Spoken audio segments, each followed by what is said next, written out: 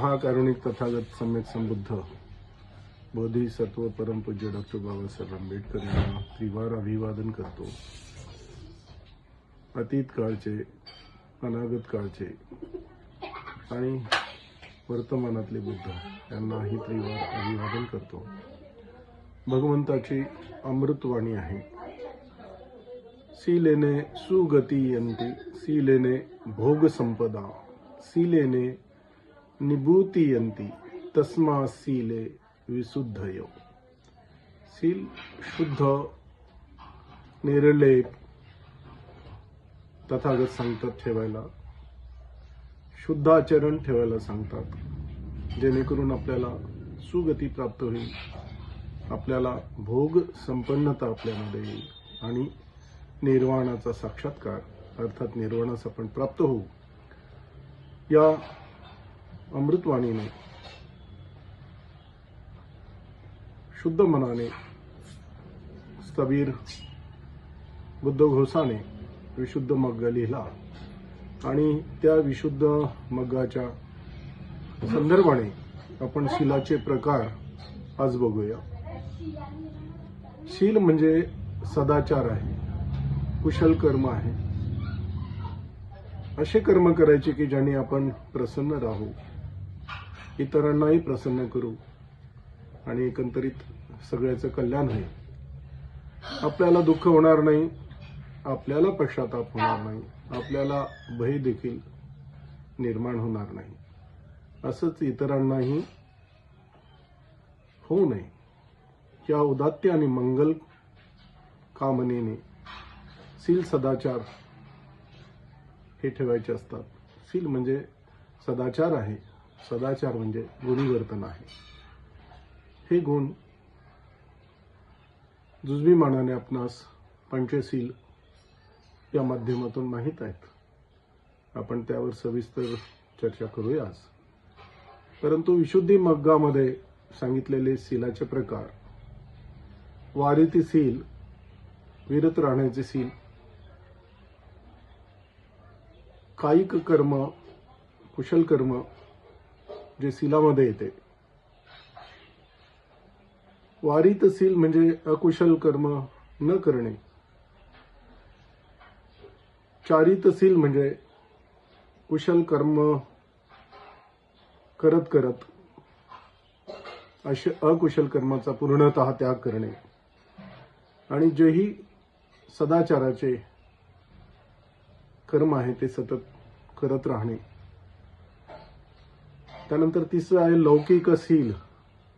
लौकिक सील जो आचरण करत असतो तर ते प्रतिष्ठेसाठी करत असतो, मान सन्मान मिळावा म्हणून करत असतो आणि मरणोपरांत देवलोकात त्याची निर्मिती व्हावी या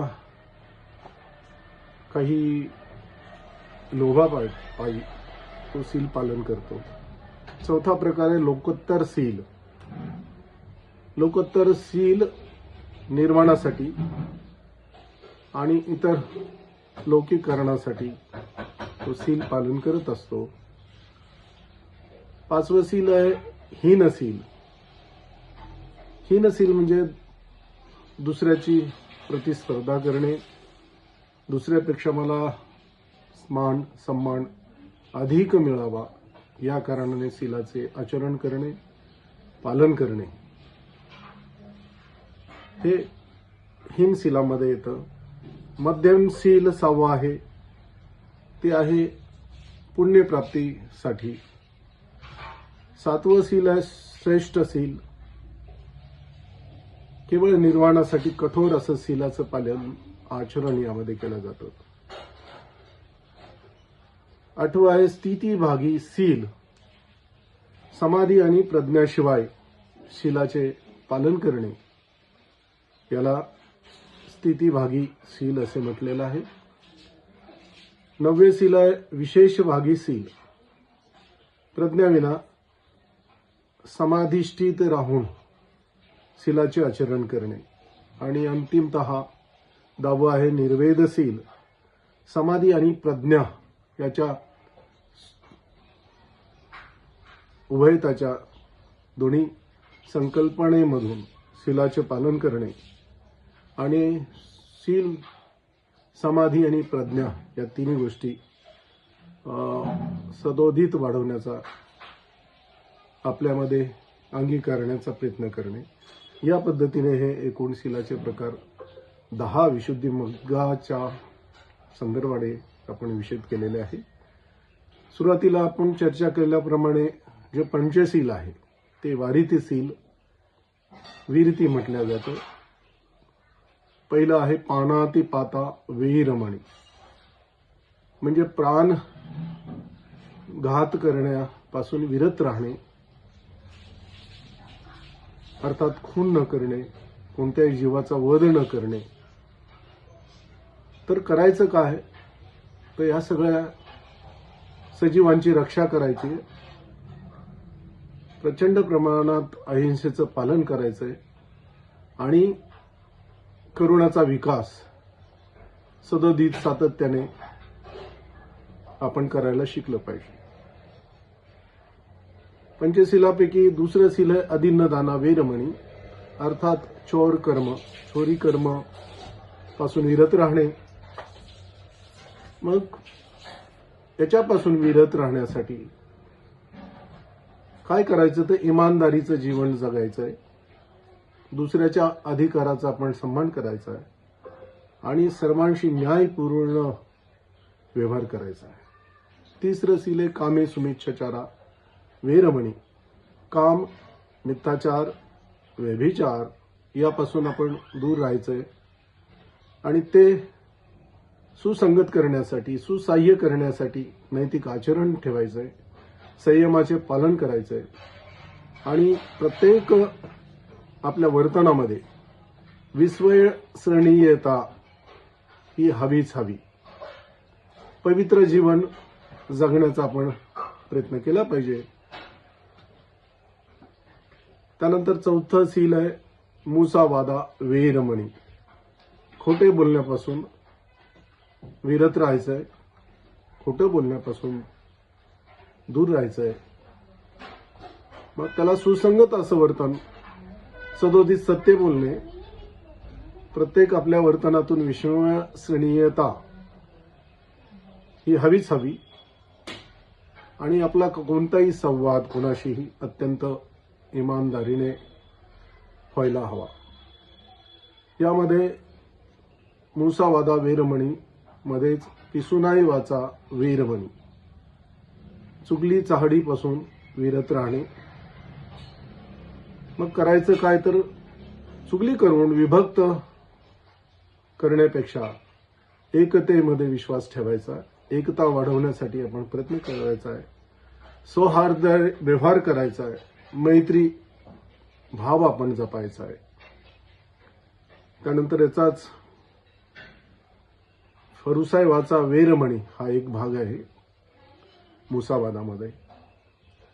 फरुसाई म्हणजे कठोर बोलण्यापासून विरक्त राहायचंय, दूर राहायचंय. तर याला सुसह्य, सुसंगत असं मधुर वाणी सतत आपण बोलायची. संभाषण हे संवादजनक सुसंवाद पाहिजे आणि अत्यंत प्रेमपूर्वक कोणत्याही व्यक्तीशी व्यवहार करायचा आहे. त्यानंतर संपप्पलापा वेरमणी सिक्कापदं समाधिहान, व्यर्थ बडबड, वायफळ बडबड यापासून आपण दूर राहायचंय आणि त्याला सुसह्य, त्याला पुष्ट करण्यासाठी जे घटक उपरोक्त सांगितलेले त्याच पद्धतीने करायचं काय, तर सार्थकते बोलायचंय, सत्यते बोलायचंय, संयमी बोलायचंय, चित्त संयमी ठेवून संवाद करायचा आहे आणि उपयोगिता तोच वार्तालाप आपण करायचा आहे. आणि अंतिमतः मानसिक कुशल कर्म, अभिज्ञा, अभिज्ञा अर्थात लोभ. लोभ म्हणजे लालच नाहीये किंवा आसक्ती तृष्णा नाही, तर लोभ म्हणजे लोलुपता आहे, मूढता आहे.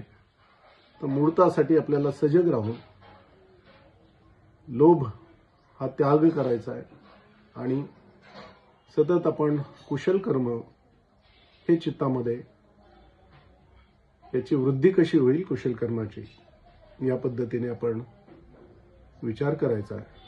तर प्रियजन हो, आपण आज शीलाचे प्रकार आणि पंचशीलाच्या संदर्भात कायिक, वाचिक आणि चैतसिक शील थोडक्यात पाहिलेले आहे.